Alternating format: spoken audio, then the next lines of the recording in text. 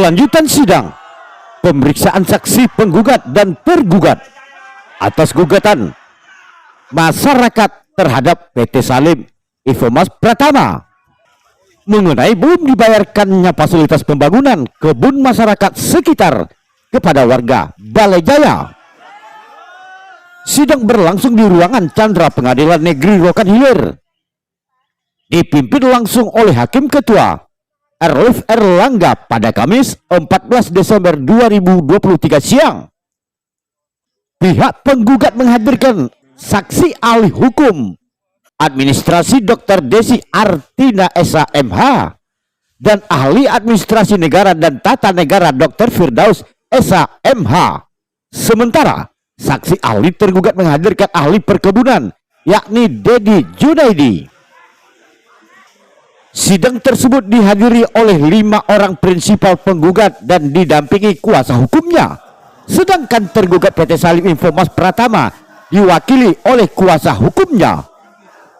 Dalam sidang, saksi ahli penggugat memberikan keterangan perusahaan berkewajiban untuk memberikan fasilitas pembangunan kebun masyarakat sekitar kepada masyarakat radius tempat tinggalnya dekat dengan perusahaan demi untuk kesejahteraan masyarakat. Desi Artina.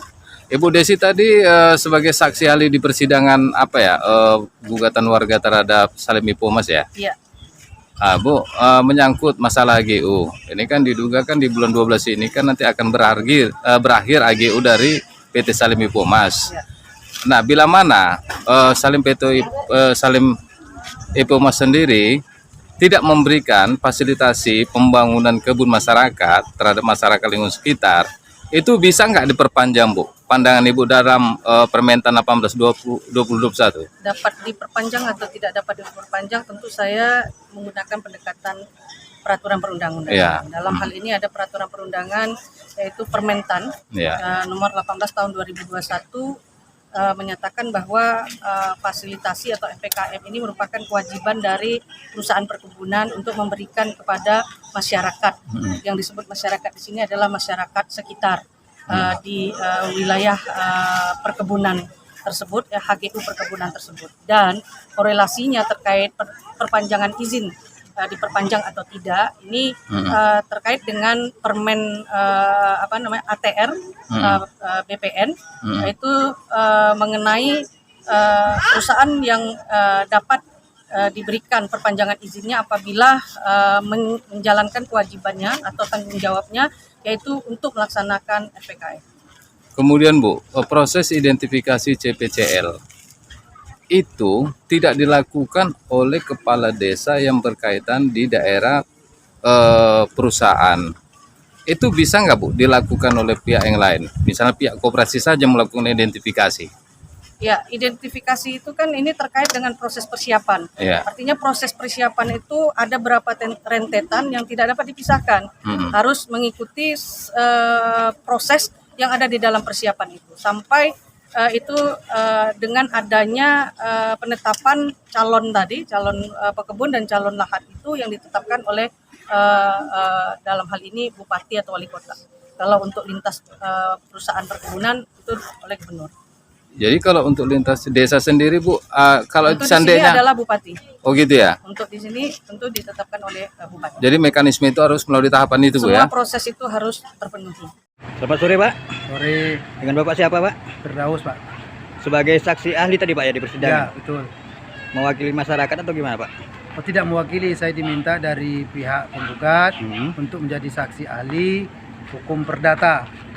Tadi apa saja Pak yang Bapak berikan keterangan? Ya, yang dipertanyakan saya terkait hubungan hukum, bagaimana dengan kewajiban yang harus dilaksanakan oleh perusahaan terkait fasilitasi pembangunan kebun masyarakat. Apakah masyarakat itu berhak? Ya berhak. Apakah masyarakat itu boleh menuntut? Tentu boleh. Nah menurut Bapak itu gimana? Apakah memang wajib itu perusahaan memberikan FPK? Wajib, karena itu sudah perintah peraturan perundang-undangan. Wajib perusahaan untuk melaksanakan fasilitasi pembangunan kebun. Usai sidang, saksi tergugat saat dikonfirmasi wartawan untuk dimintai keterangan, dirinya terkesan menghindar dan tidak memberikan tanggapan.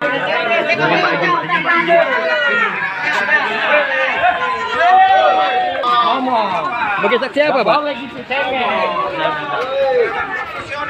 Saksi apa, Pak? Jangan buru-buru, Pak. Sebentar, Pak. Jangan buru-buru, Pak. Pak, tunggu sebentar, Pak. Pak, sebentar, Pak. Kami sebentar, Pak. Pak, tolong, Pak. Di tempat yang sama, kuasa hukum prinsipal penggugat menyebutkan saksi ahli tergugat sepertinya tidak menguasai Permen nomor 98 tahun 2013 dan Permentan nomor 98 tahun 2021. Tambahkan bukti surat dan juga kita hadirkan ada 2 orang saksi ahli dari Universitas Riau. Nah, yang pertama itu ahli dari administrasi negara dan tata negara, dan yang kedua itu ahli hukum perdata. Nah, kedua ahli ini menjelaskan terkait dengan hubungan hukum antara masyarakat ini, penggugat dengan tergugat, dan juga berbicara soal apakah mereka berwenang atau mempunyai hak untuk meminta ataupun menuntut haknya berdasarkan Permentan 18 tahun 2021 seperti itu. Nah, dalam hal ini juga kuasa tergugat menghadirkan ahli.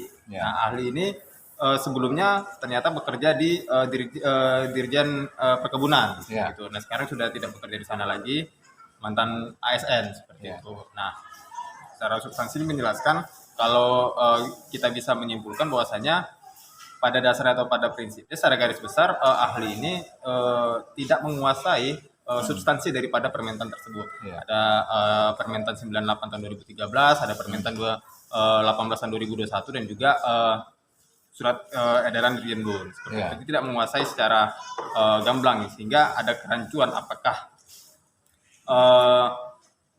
perusahaan ini itu melakukan kewajiban berdasarkan Permentan 98 atau Permentan 18 tahun 2021. Ini menjadi ngambang.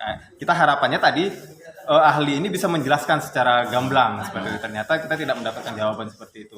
Nah, makanya kita bisa simpulkan bahwasanya menurut kami ya ahli ini tidak menguasai secara substansi apa isi daripada Permentan 98, Permentan 18 2021, dan juga surat edaran Dirjen BUN.